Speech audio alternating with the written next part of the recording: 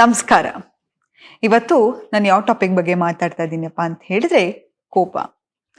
ಕೋಪ ಒಂದು ಎಮೋಷನ್. ನೋಡಿ, ನಗೋದೊಂದು ಎಮೋಷನ್ನು, ಅಳೋದೊಂದು ಎಮೋಷನ್ನು, ಹಾಗೆ ಕೋಪ ಕೂಡ ಒಂದು ಎಮೋಷನ್. ಆದರೆ ಕೋಪದಿಂದ ಎಷ್ಟೊಂದು ಸಂಬಂಧಗಳು ಹಾಳಾಗ್ತಾ ಇದೆ ಗೊತ್ತಾ? ಆದರೆ ಈ ಕೋಪ ಕೆಟ್ಟದಾ? ಮನುಷ್ಯನಿಗೆ ಹಾನಿಕರ ಮಾಡುತ್ತಾ? ಮನುಷ್ಯನಿಗೆ ಸ್ಟ್ರೆಸ್ಸು, ಆಂಗ್ಸೈಟಿ, ಪ್ಯಾನಿಕ್ ಅಟ್ಯಾಕು, ಕೆಲವು ಸತಿ ಪ್ಯಾನಿಕ್ ಅಟ್ಯಾಕು ಎಂ.ಐ ಕೂಡ ಮಿಮಿಕ್ ಮಾಡುತ್ತೆ. ಆದರೆ ಕೆಲವರು ಹೇಳ್ತಾರೆ ಕೋಪ ಅನ್ನೋದು ಒಳ್ಳೆ ಎಮೋಷನ್ ಅಂತ. ಯಾಕೆ? ಮನುಷ್ಯನ ಸೆಲ್ಫ್ ರೆಸ್ಪೆಕ್ಟ್ ಅನ್ನ ತೋರಿಸೋದು ಕೋಪನೇ.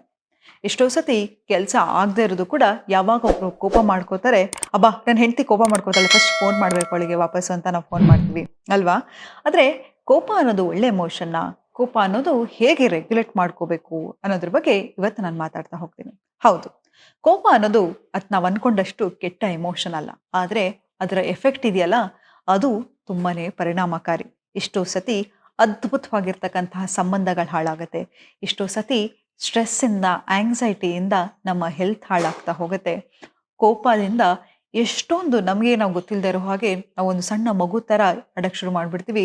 ತುಂಬಾನೇ ಸಿಟ್ಟು ಬಂದಾಗ ನಾವು ಕಂಟ್ರೋಲ್ ತಪ್ಪಿ ನಮ್ಗೆ ಏನು ಆಗಬಾರ್ದು ಅದೆಲ್ಲ ಆಗೋಗುತ್ತೆ ಅಲ್ವಾ? ಹಾಗಾಗಿ ಮನುಷ್ಯನಿಗೆ ಕೋಪ ಅನ್ನೋದು ತುಂಬಾನೇ ನೆಗೆಟಿವ್ ಎಮೋಷನ್ ಆಗಿ ತಿರುಗಿಬಿಡ್ತಾ ಇದೆ. ಆದರೆ ಈ ಕೋಪವನ್ನು ರೆಗ್ಯುಲೇಟ್ ಮಾಡ್ಕೊಳ್ಳೋದಿದೆಯಲ್ಲ, ಅದರಿಂದ ಎಷ್ಟೋ ಸಂಬಂಧಗಳು ಉಳಿಯುತ್ತೆ. ನಮ್ಮನ್ನ ನಾವು ಕೂಡ ಡಿಗ್ನಿಟಿಯಲ್ಲಿ ಕಾಪಾಡ್ಕೋಬಹುದು. ಎಕ್ಸಾಂಪಲ್, ಯಾರೋ ನಮ್ಮ ರೀತಿ ಇರಲ್ಲ ಅಲ್ವಾ? ಅವಾಗ ನಮ್ಗೆ ಏನಾಗುತ್ತೆ, ಸಿಕ್ಕಾಪಟ್ಟೆ ಸಿಟ್ಟು ಬರುತ್ತೆ. ನೋಡಿ, ಯಾವತ್ತು ನಾನು ಹೇಳ್ತೀನಿ, ಕೋಪ ಅನ್ನೋದು ನಮ್ಮ ಸೆಲ್ಫ್ ರೆಸ್ಪೆಕ್ಟ್ ಅನ್ನ ತೋರಿಸ್ತಾ ಹೋಗುತ್ತೆ. ನಮಗೆ ಕೋಪ ಬರೋದು ಯಾತಕ್ಕೆ ಅಂತ ಹೇಳಿದ್ರೆ, ಆ ವ್ಯಕ್ತಿ ನಮ್ಮನ್ನ ತುಂಬಾ ಅಗೌರವವಾಗಿ ನಡೆಸ್ಕೋತಿರ್ತಾರೆ, ಅಥವಾ ನಾವು ಹೇಳೋದನ್ನ ಬೇಕು ಬೇಕು ಅಂತ ಕೆಣಕ್ತಾ ಇರ್ತಾರೆ. ನಮ್ಮ ಮರ್ಯಾದೆಯನ್ನು ಎತ್ತಿ ಹಿಡಿದು ಲಾಂಛನವಾಗಿ ಹಿಡಿಯೋದೇ ಕೋಪ ಅಂತೆ. ಆದ್ರೆ ಈ ಕೋಪ ಅನ್ನೋದನ್ನ ರೆಗ್ಯುಲೇಟ್ ಮಾಡೋದನ್ನ ಕಲ್ತ್ಕೋಬೇಕು. ಯಾಕೆಂತ ಹೇಳಿದ್ರೆ, ಪ್ರಾಣಿಗೂ ಮನುಷ್ಯನಿಗೆ ಇರೋ ವ್ಯತ್ಯಾಸ ಏನಪ್ಪಾ ಅಂತ ಹೇಳಿದ್ರೆ, ಮನುಷ್ಯನಿಗೆ ವಾಕ್ ಮತ್ತೆ ಚಿಂತಾ ಶಕ್ತಿ ಇದೆ ಅಲ್ವಾ? ಆದ್ರೆ ಪ್ರಾಣಿಗಳಿಗೆ ಕೋಪ ಬಂದ ತಕ್ಷಣ ಏನ್ ಮಾಡತ್ವೆ, ನಮ್ಮನ್ನ ಕಚ್ಚೋದು, ಪರ್ಚೋದು ಹೀಗೆಲ್ಲ ಮಾಡ್ಬಿಡತ್ತೆ. ಹಾಗಾಗಿ ನಾವು ಕೋಪವನ್ನ ರೆಗ್ಯುಲೇಟ್ ಮಾಡೋದನ್ನ ಕಲ್ತ್ಕೋಬೇಕು.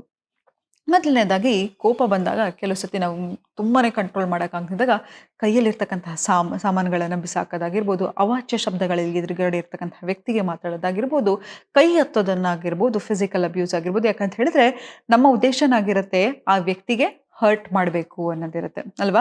ಕೋಪ ಮಾಡ್ಕೊಳ್ಳೋದು ಏನಕ್ಕೆ ಅಂತ ಹೇಳಿದ್ರೆ, ಆ ವ್ಯಕ್ತಿಗೆ ತಾನು ಮಾಡಿದ ತಪ್ಪನ್ನ ನಾನು ತಿಳಿಸ್ಬೇಕು, ನಾನು ಆ ವ್ಯಕ್ತಿಗೆ ಪಾಠವನ್ನ ಕಲಿಸ್ಬೇಕು ಅಂತ. ಕೆಲವು ಸತಿ ನಾವೇನ್ ಮಾಡ್ತೀವಿ, ನಾವು ಅನ್ಕೊಂಡಿರೋ ಇರಲ್ಲ, ಆ ಥರದ್ದೆಲ್ಲ ಕೆಟ್ಟ ಕೆಟ್ಟ ಮಾತಲ್ಲಿ ಮಾತಾಡ್ತೀವಿ. ಇಲ್ಲಂತ ಹೇಳಿದ್ರೆ ಹೊಡಿಯಕ್ಕೆ ಹೋಗ್ಬಿಡ್ತೀವಿ. ಇಲ್ಲಂತ ಹೇಳಿದ್ರೆ ಕೈಗೆ ಸಿಕ್ಕಿದ್ದನ್ನ ಬಿಸಾಡ್ಲಿಕ್ಕೆ ಹೋಗ್ತೀವಿ. ಯಾಕೆ ಮಾಡ್ತೀವಿ?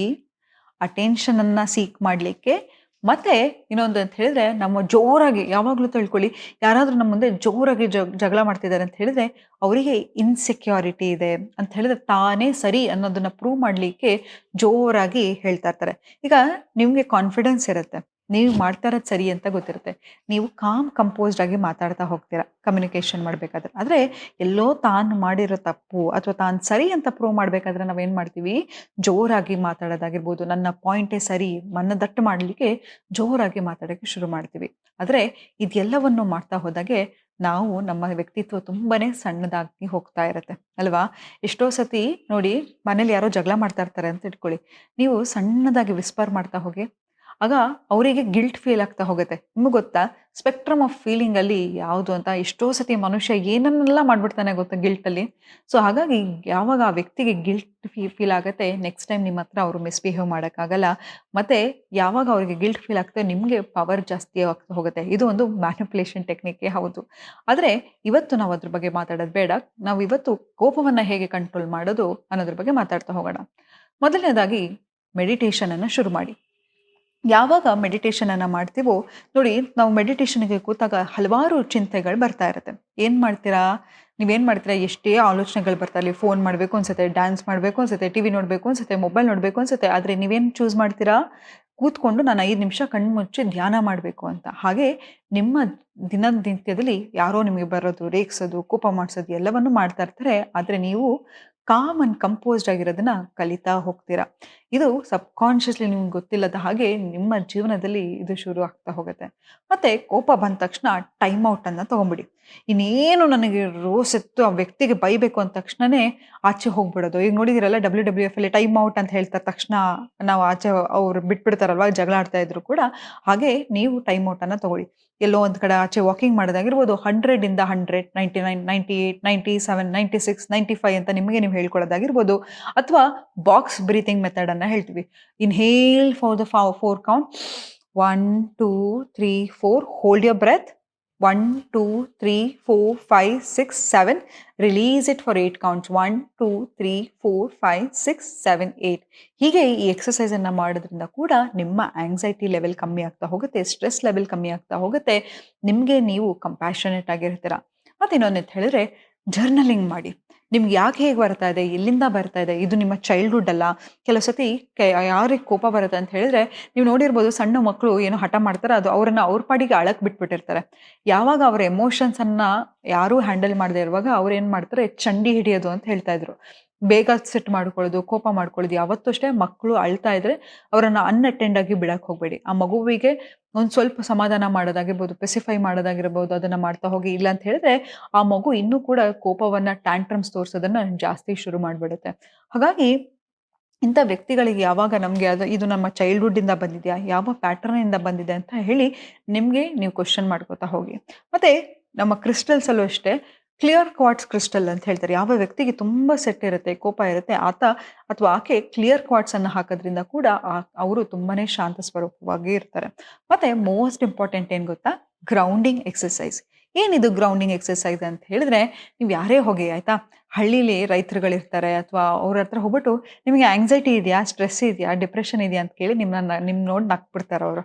ಯಾಕೆ ಗೊತ್ತಾ, ನೋಡಿ ಯಾರು ಬರೀ ಕಾಲಲ್ಲಿ ನಡೀತಾರಲ್ವಾ, ಅವರು ಮದರ್ ಅರ್ತ್ಗೆ ತುಂಬಾನೇ ಹೀಲಿಂಗ್ ಟೆಕ್ನಿಕ್ ಇದೆಯಂತೆ, ಹೀಲಿಂಗ್ ಎನರ್ಜಿ ಇದೆಯಂತೆ, ಹೀಲಿಂಗ್ ಎನರ್ಜಿ ಇದೆಯಂತೆ. ಯಾವಾಗ ನಾವು ಬರೀ ಕಾಲಲ್ಲಿ ಹುಲ್ ಮೇಲೆ ನಡೀತೀವೋ ನಮ್ಮ ಎನರ್ಜಿ ಗ್ರೌಂಡ್ ಆಗುತ್ತೆ. ಎಷ್ಟೋ ಸತಿ ನಮಗೆ ಬೇಡದ ಎಕ್ಸೆಸ್ ಎನರ್ಜಿ ಇರುತ್ತೆ.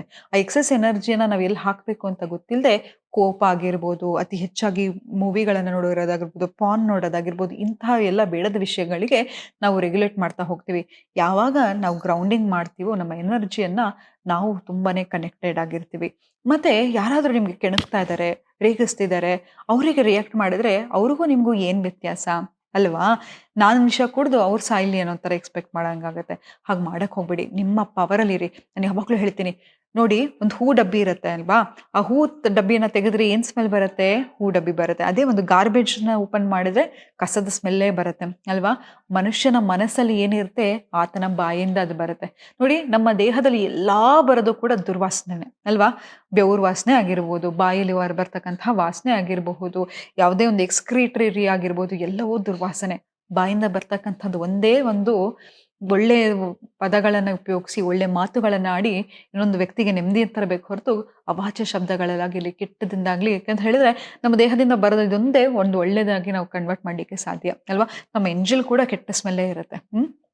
ಹಾಗಾಗಿ ನಮ್ಮ ಬಾಯಿಂದ ಬರ್ತಕ್ಕಂತಹ ಮಾತುಗಳನ್ನ ಎಷ್ಟು ಸಿಹಿಯಾಗಿ ಮಾತಾಡ್ಲಿಕ್ಕೆ ಸಾಧ್ಯನೋ ಯೋಚನೆ ಮಾಡಿ, ಇದು ನಿಜನಾ, ಇದು ಅವಶ್ಯಕತೆ ಇದೆಯಾ ಅಂತ ಹೇಳಿ ಇದೆಲ್ಲವನ್ನೂ ನೀವು ವಿಶ್ಲೇಷಣೆ ಮಾಡಿ ಮಾತಾಡ್ತಾ ಹೋಗಿ. ಆಗ ಜನ ಕೂಡ ನಿಮ್ಮನ್ನ ಸೀರಿಯಸ್ ಆಗಿ ತಗೋತಾರೆ. ನೀವು ಏನೋ ಹೇಳ್ತಿದ್ದೀರಾ ಅಂತ ಹೇಳಿದ್ರೆ ಮತ್ತೆ ನಿಮ್ಮ ಕೋಪಕ್ಕೂ ಆವಾಗ ಬೆಲೆ ಬರುತ್ತೆ. ಸುಮ್ಮನೆ ಕೋಪ ಮಾಡ್ಕೊಂಡ್ರೆ ಬೆಲೆ ಇರುತ್ತಾ? ಇಲ್ಲ ಅಲ್ವಾ? ಕೋಪ ಮಾಡ್ಕೊಂಡ್ರು ಕೂಡ ಅದಕ್ಕೆ ಬೆಲೆ ತರಬೇಕು ಅಂತ ಹೇಳಿದ್ರೆ ಮೊದಲನೇದಾಗಿ ನಾವು ಮಾಡ್ಕೊಳ್ಳೋ ಕೋಪಕ್ಕೆ ಕೂಡ ಬೆಲೆ ಇರಬೇಕು. ಹಾಗಾಗಿ ಇದು ಎಲ್ಲವನ್ನು ಫಾಲೋ ಮಾಡ್ತಾ ಹೋಗಿ ನಿಮ್ಮ ಜೀವನ ಚೆನ್ನಾಗಿರುತ್ತೆ, ನೀವು ಖುಷಿಯಾಗಿರಿ, ನಿಮ್ಮ ಜೊತೆಯಲ್ಲಿ ಇರೋರನ್ನು ಖುಷಿಯಾಗಿಡಿ ಅಂತ ಹೇಳ್ತಾ ಇವತ್ತಿನ ಸಂಚಿಕೆನ ನಾನು ಮುಕ್ತಾಯಗೊಳಿಸ್ತಿದ್ದೀನಿ. ಧನ್ಯವಾದಗಳು.